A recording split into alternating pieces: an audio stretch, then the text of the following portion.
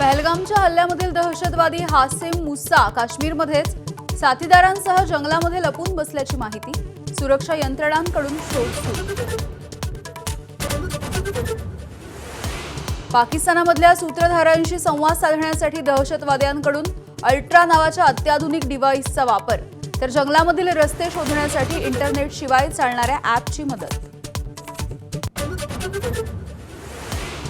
भारताचा पाकिस्तानला आणखी एक दणका। पाकमधून कोणत्याही मालाची आयात होणार नाही। आर्थिक कोंडी करण्यासाठी भारताचा निर्णय। पाकच्या मालवाहू जहाजांना भारतीय बंदरांवरती बंदी। सिंधू नदीवरती धरण बांधून पाणी अडवलं तर भारतावरती हल्ला करू। बिथरलेल्या पाकिस्तानच्या संरक्षण मंत्र्यांकडून भारताला पुन्हा एकदा पोकळ धमकी।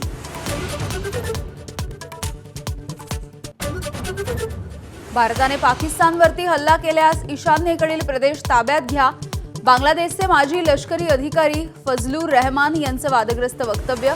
बांगलादेश सरकारची रहमान यांच्या वक्तव्याशी फारकत। सर्व माजी मुख्यमंत्र्यांना बोलावलं, परंतु काहींना पक्षाचा कार्यक्रम वाटल्यामुळे ते येणार नाहीत। शरद पवारांना कार्यक्रम निमंत्रणावरून अजित पवारांचं स्पष्टीकरण, तर कार्यक्रमाकडे महाविकास आघाडीच्या माजी मुख्यमंत्र्यांची पाठ। अर्थ खात्यामधले शकुनी डोकं जास्तच चालवतात। सामाजिक न्याय विभागाचा निधी लाडक्या बहिणींना वळवल्याच्या दाव्यानंतर मंत्री संजय शिरसाट यांचा संताप। लाडकी बहिणीचा एप्रिलचा हप्ता जमा व्हायला सुरुवात।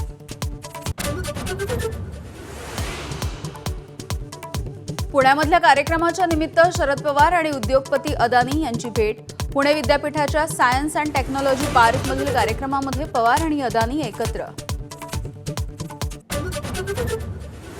मुंबईमध्ये मध्य रेल्वे आणि मोटरमन संघटनेमध्ये सीसीटीव्हीवरून वाद चिघळला। अतिरिक्त सेवा बंद करण्याचा मोटरमनचा इशारा। 1810 लोकलचे वेळापत्रक विस्कळीत होण्याची शक्यता।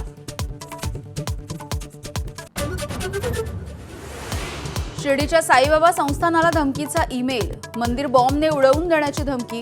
साई संस्थानासह पोलीस यंत्रणा अलर्ट। गोव्यातल्या शिरगावमध्ये श्री लईराई देवीच्या यात्रेच्या दरम्यान चेंगराचेंगरी। 7 जणांचा मृत्यू, 30 पेक्षा जास्त जखमी।